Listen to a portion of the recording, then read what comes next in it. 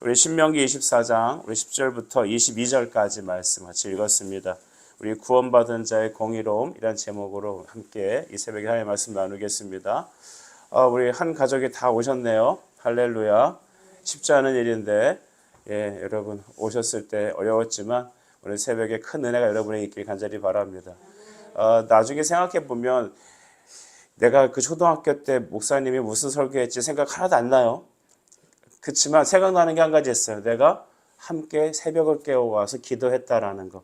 그게 남는 거예요. 그래서 이 시간에 여러분 말씀을 간절히 받으시고 주님 부르세요. 그리고 그에게 나아가십시오. 또 졸리면 여기서 주무시면 돼요. 신명기 24장입니다. 여러분 이스라엘 백성들이 가나안에 들어갔을 때 너희는 이렇게 살아야 돼 라고 하나님은 우리에게 삶의 지표를 알려주셨습니다. 우리가 구원을 받으면 또 여러분 우리 열매도 맺어야죠. 하나님은 열매를 많이 맺길 원하십니다. 어떤 열매일까요? 예수의 열매를 맺는 것입니다. 예수님의 인격, 예수님의 사랑, 또 예수님께서 좋아하시는 것들, 그것들이 내 삶에서 드러나야 되죠. 근데 이것들을 흉내낼 수가 없어요. 처음에는 이제 한두 번 그런 척 할 수 있죠. 하지만 여러분 이런 성경에서 말하는 의의 열매들은 하나님의 은혜가 절대적으로 필요합니다.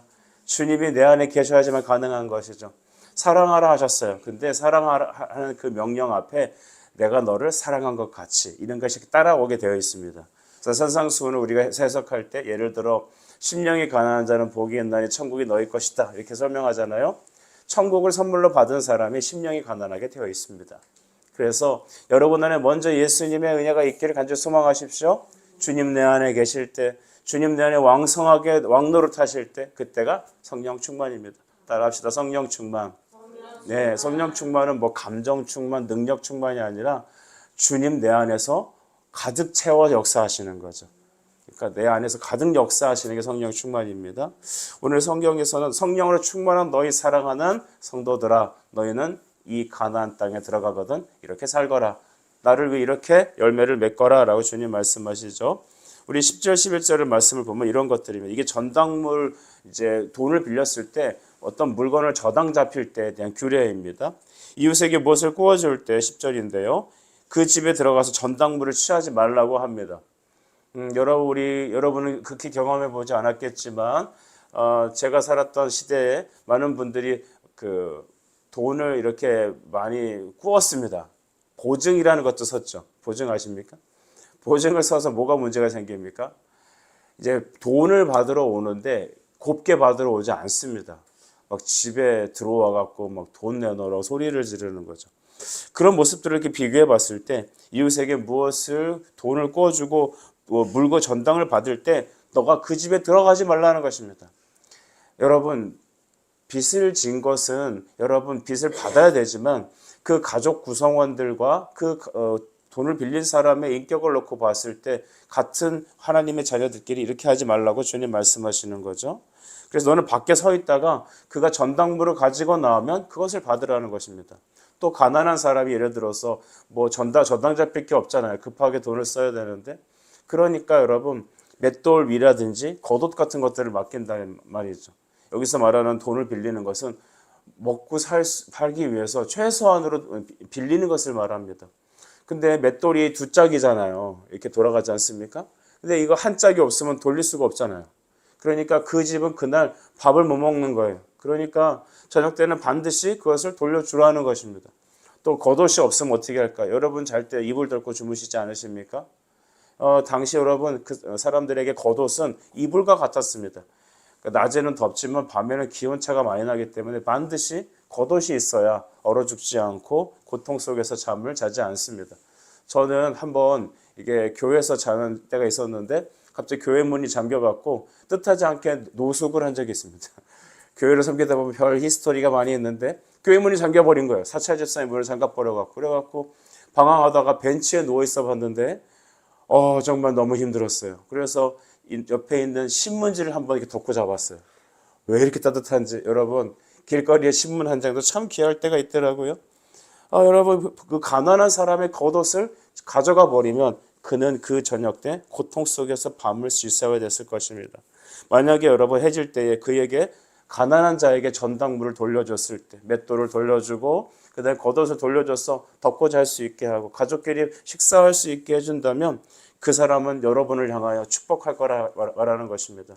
오늘 이것은 우리 안에 굉장히 이 정신은 그대로 사라져 있습니다.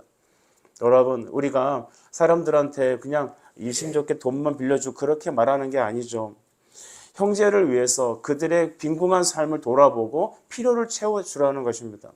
저는 언젠가 제가 섬기고 있던 이 고등부 학생들이 있었는데 영국에 유학 가는 아이가 있었어요. 집이 부자였던 것 같아요. 저는 그 친구에게 마지막으로 말씀을 전하면서 사랑하는 누구누구야, 너가 영국에 가서 고등학교 때부터 공부도 하고 이제 옥스퍼드를 놓고 이제 준비한다고 하니 참 잘했다. 내가 부탁할 거 하나 있다. 하나님이 너에게 이만큼 공부할 수 있는 머리와 건강과 재력과 기회를 주셨으니 거기서 마음껏 네가 열심히 공부하고 하나님을 경외하여서 너가 받은 재정과 달란트와 은사와 물질을 가난하고 힘든 사람들을 위해서 섬기고 도와주고 하나님의 교회를 세우는데 힘써 주길 부탁한다 라고 그랬습니다. 저의 진심이었습니다. 근데 그 친구는 얼굴이 부글부글해지면서 이 고등학생 녀석이 이 목사님을 위에서부터 발끝까지 몇 번씩 훑어내리는 것이었습니다. 딱 느낌이 왜 나한테 이런 걸 얘기하느냐라는 것이죠. 우리 여러분은 하나님께서 여러분에게 기회를 주신다면 여러분에게 물질도 주시고 달란트도 주시고 학업도 주시고 많은 기회들을 허락하실 것입니다. 그럼 그 많은 축복은 여러분들의 배를 늘리고 여러분의 행복을 위해 쓰라는 것이 절대 아닙니다. 오늘 성경은 뭘 말하고 있습니까? 하나님이 너에게 준 그 모든 기회로 재물로서 재정으로서 재능으로서 시간으로 가난하고 힘든 영혼들을 위해서 또한 하나님의 교회 성도들을 위해서 주님의 거룩한 사업을 위해서 너희가 그것들을 쓰임받게 너 자신을 드려라라는 것입니다. 여러분, 하나님 우리에게 기회를 주십니다. 재물도 주십니다. 그 모든 것을 나 자신을 위해서 쓰는 게 아니에요. 하나님의 영광을 위해서 하는 것입니다. 여러분, 우리 고린도전서 10장의 말씀 보면 너는 먹든지 마시든지 무엇을 하든지 라는 구절이 생각나십니까? 다 무엇을 위해서 하라고 하시죠? 하나님의 영광을 위해서 하라는 것입니다. 나의 행복이 곧 하나님의 영광이라는 등식이 성립하지 않아요. 그 하나님의 영광은 하나님께서 원하시는 주님을 위해서 그것을 쓰임받으라는 것입니다. 공부 많이 하신 여러분, 앞으로 또 앞길을 열어주실 여러분, 하나님 물건도 채워주실 여러분, 건강을 지켜주실 여러분, 여러분의 모든 주신 은사와 달란트가 하나님의 영광을 위해 쓰임받게 축복합니다. 그것은 가난한 자들을 위해서 정말 힘겹고 어려운 성도들을 위해서 여러분의 시간과 물질과 삶을 쉐어하십시오. 그들의 필요를 채워주십시오. 마태복음 5장 7절 말씀이 여러분 함께 나누길 원하는데요. 긍휼히 여기는 자는 복이 있나니 그들이 긍휼히 여김을 받을 것임이라 했습니다. 여러분, 긍휼이라는 것은 불쌍히 여김을 말하는 것이죠. 다른 사람을 불쌍히 여겨서 그들의 필요를 채워주라. 십계명이나 이런 율법의 말씀은 다른 사람 걸 빼앗지 말라라는 구절들이 있어요. 탐내지 마, 빼앗지 마. 근데 우리는 빼앗지 말고 탐내지 않기만 하면 되는 게 아닙니다. 죄만 안 지면 되는 게 아니라 적극적으로 해석하자고 말씀드렸어요. 그죠? 다른 사람의 물건을 빼앗지 말라라고 하는 그 말씀은 다른 사람의 부족함을 너의 갖고 있는 주가 너에게 주신 은혜로 채워주라는 것입니다. 여러분, 돈을 이렇게 다른 사람한테 주는 거 쉽지 않아요. 그죠? 내가 예를 들어서 1,000원 있는데 100원 누구한테 줄 수 있습니다. 하지만 나에게 1,000만 원이 있는데 누구에게 100만 원을 주는 건 쉽지 않은 일이거든요. 근데 그 모든 걸 다 누가 주셨습니까? 하나님이 주셨습니다. 긍휼히 여김을 받지 못할 그런 나 같은 자에게 하나님이 가정을 주시고 건강을 주시고 이 자리에 우리 어린이들이 와 있는데 여러분들 밥 먹고 운동하고 하는데 문제가 없죠? 그렇죠? 여러분 막 못 걷고 그래요? 그렇지 않잖아요. 숨 쉬는데 문제가 있나요? 아니잖아요. 이 땅에 여러분 나이 또래 병원에 입원해서 숨 못 쉬는 아이들이 많아요. 인큐베이터 안에 들어가 있고 막 목발을 짚어야 되고 여러분 학교를 못 가고 이런 친구들 많아요. 북한의 어린이들과 여러분의 삶은 정말 다를 거예요. 여러분의 사명은 무엇입니까? 하나님이 여러분에 주신 은혜와 축복과 여유로운 삶들, 긍휼히 여겨주신 그 은혜를 이제는 부족한 형제들을 위해서 예수의 이름으로 채워주는 것입니다. 여러분, 이럴 때 하나님의 영광을 받습니다. 여러분의 그 채워줌을 통해서 은혜를 받은 그 사람들은 감사할 겁니다. 하나님 감사합니다. 저 형제가 나를 이렇게 도와줬군요. 저 자매가 나를 위해서 이렇게 채워줬군요. 저들을 축복해 주십시오. 그 은혜가 여러분 자손 반대까지 흘러가는 것입니다. 사랑하는 여러분, 하나님은 여러분에게 있는 것을 빼앗는 분이 아닙니다.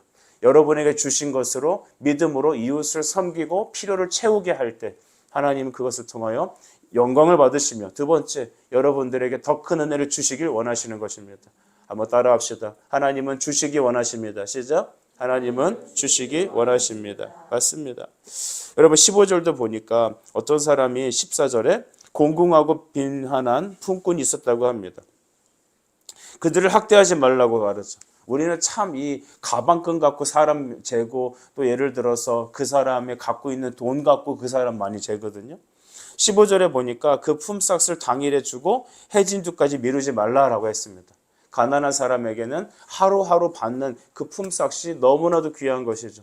그 하루의 품삯은 당장 급한 자녀들의 병원비를 내야 되고 학업비를 내야 되고 그 다음에 하루 식량을 사야 되는 것입니다.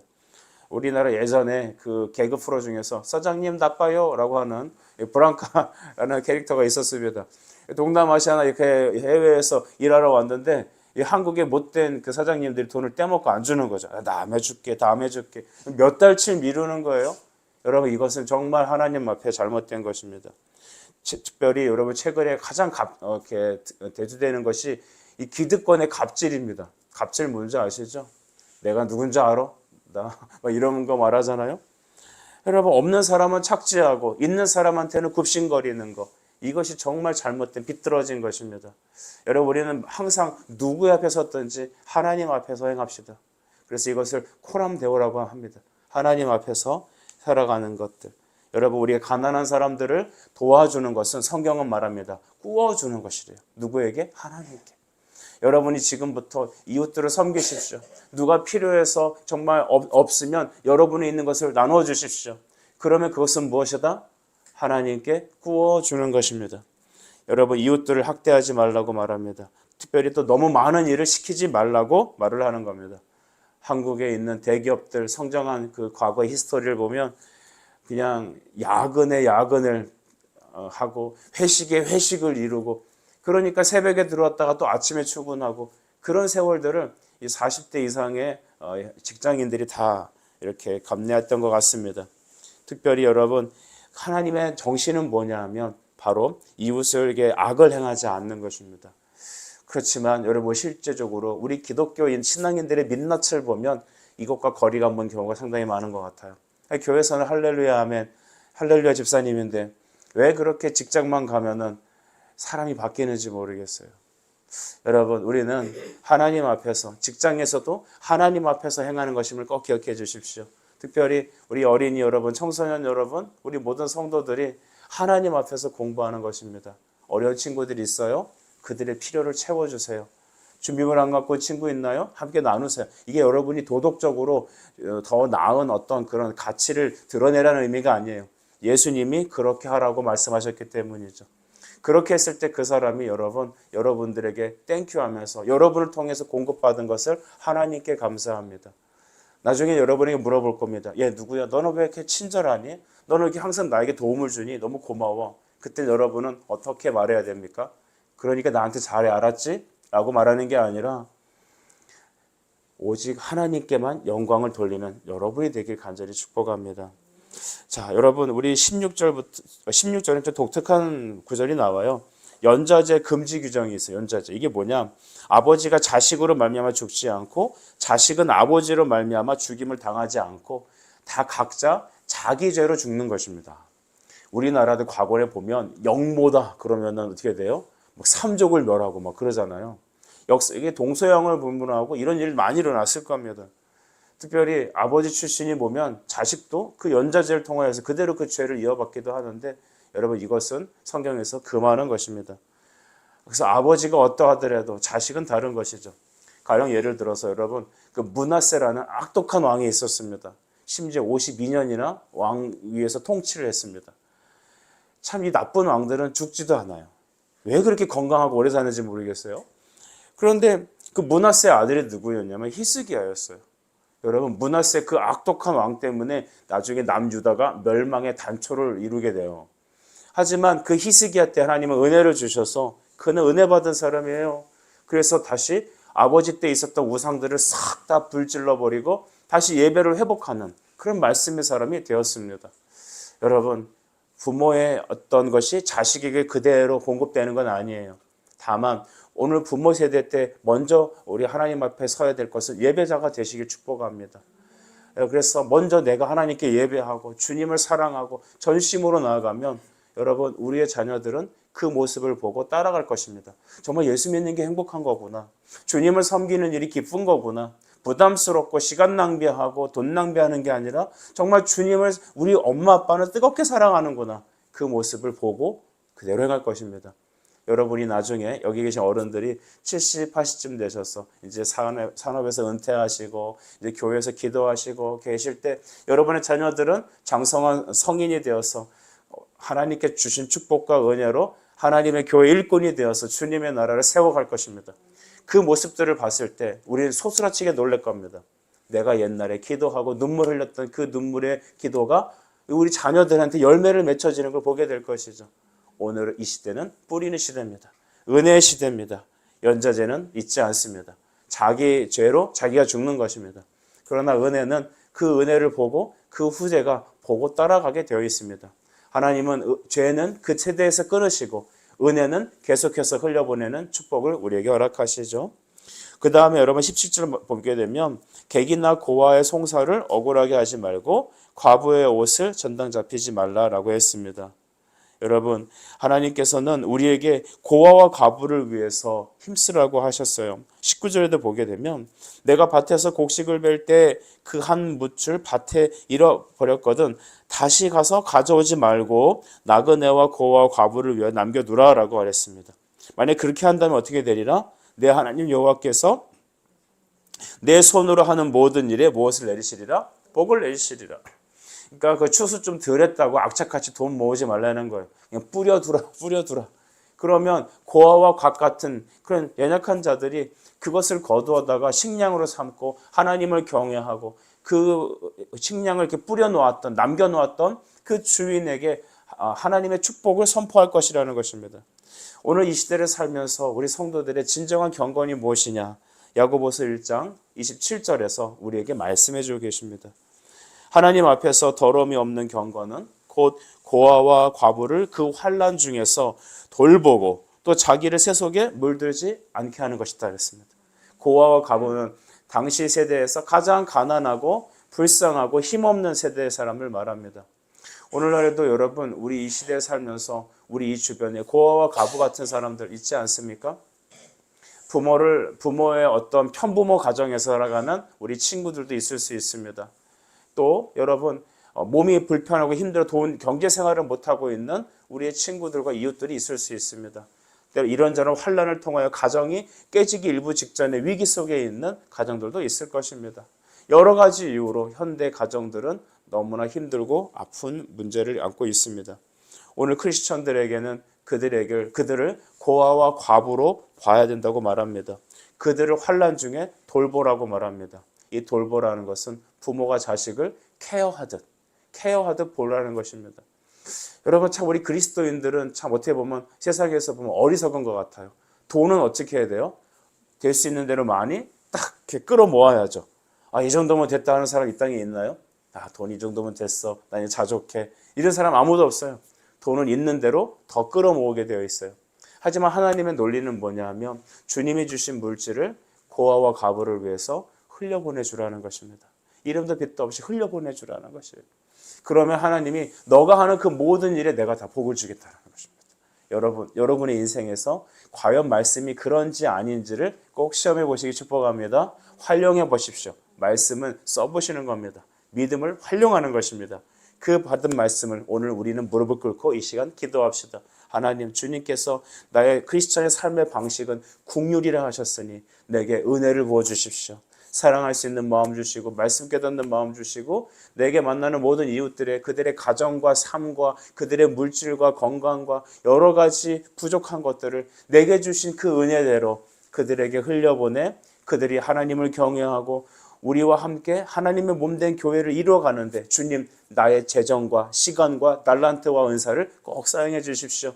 이렇게 기도할 때 하나님은 여러분의 삶을 복 주시고 이끌어 주시고 인도하실 줄 믿습니다. 이 시간 기도하겠습니다.